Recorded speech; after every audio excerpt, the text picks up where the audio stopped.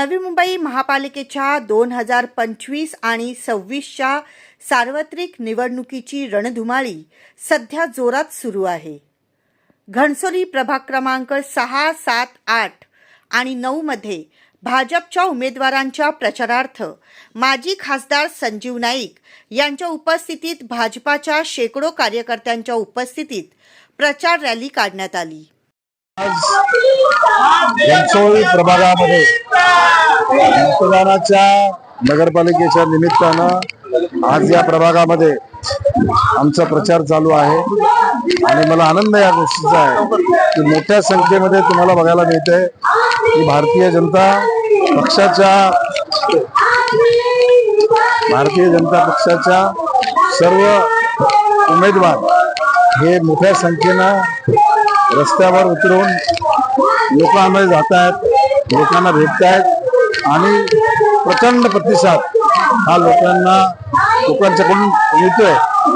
याच्यामध्येच दिसतंय की माननीय मोदी साहेबांवर प्रेम करणारे, माननीय देवेंद्र फडणवीस साहेबांवर प्रेम करणारे ही सर्व लोक गणेशजी नाईक साहेबांना त्यांनी मोठ्या संख्येमध्ये मतदान केलेलं आहे।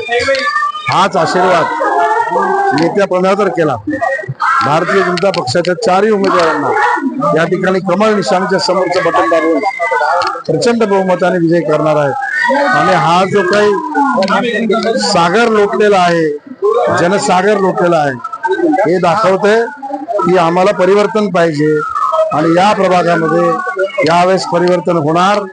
या प्रभागामध्ये गणेश सकपाळ हे आपल्या प्रचंड बहुमताने निवडून येतील। आमचे म्हात्रेताई या ठिकाणी मोठ्या संख्येच्या फरकाने निवडून येतील। रंजना मडवी, ललिताताई मडवी या मोठ्या आशीर्वादानं मोठ्या संख्येनं या ठिकाणी निवडून येतील।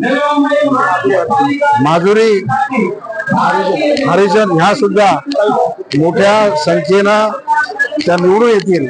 त्याच्यामुळे आमचे भारतीय जनता पक्षाचे 4ही उमेदवार हे प्रचंड बहुमताने निवडून येतील। हे लोकांचे या ठिकाणी प्रेम बघायला मिळते। येत्या 15 तारखेला बहुमतानं कमळ आणि कमळ या निशाणीच्या समोर लोक आपला आशीर्वाद देतील असा मला विश्वास आहे। माजी खासदार संजीव नाईक यांच्या हस्ते भाजप उमेदवाराच्या जनसंपर्क कार्यालयाचे उद्घाटन करण्यात आले।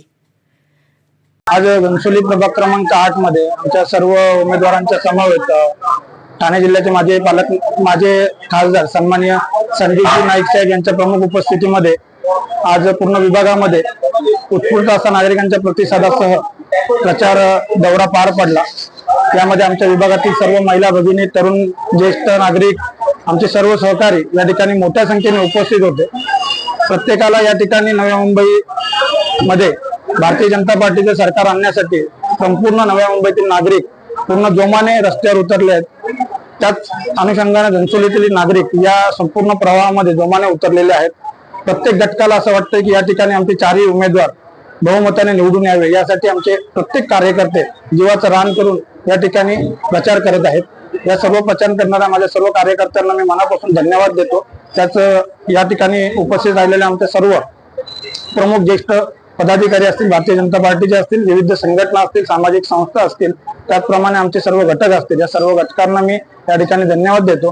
15 तारखेपर्यंत आपला आशीर्वाद आमच्या सर्वांवरती असाच राहू द्या आणि येणाऱ्या 15 तारखेला कमळ या चिन्हासमोरील बटन दाबून आमच्या 4ही उमेदवारांना बहुमतांनी विजय करण्यासाठी मी आपल्या सर्वांना विनंती करतो।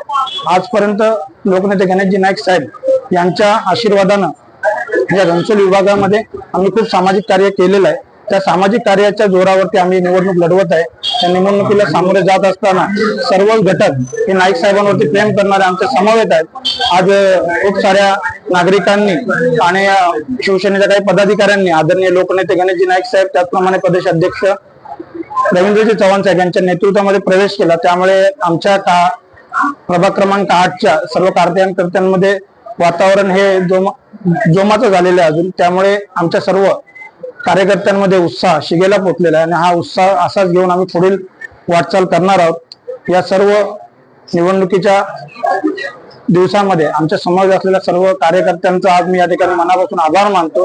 धन्यवाद देतो. घणसोली प्रभाग क्रमांक 6 मधून रंजना सोनावणे, वर्षा डोळे, गंगा पाटील आणि सुधाकर सोनावणे. घणसोली प्रभाग क्रमांक 7 मधून हरिश्चंद्र वाघमारे, रंजना पाटील, मोनिका पाटील आणि लक्ष्मीकांत पाटील. घणसोली प्रभाग क्रमांक 8 मधून गणेश सकपाळ, हरिजन देव, ललिता मडवी आणि अंजना म्हात्रे. तसेच घणसोली प्रभाग क्रमांक 9 मधून कृष्णा पाटील, निर्मला पाटील, योजना कदम आणि राजू थोरात हे भाजपचे उमेदवार म्हणून निवडणुकीच्या रिंगणात उतरले आहेत.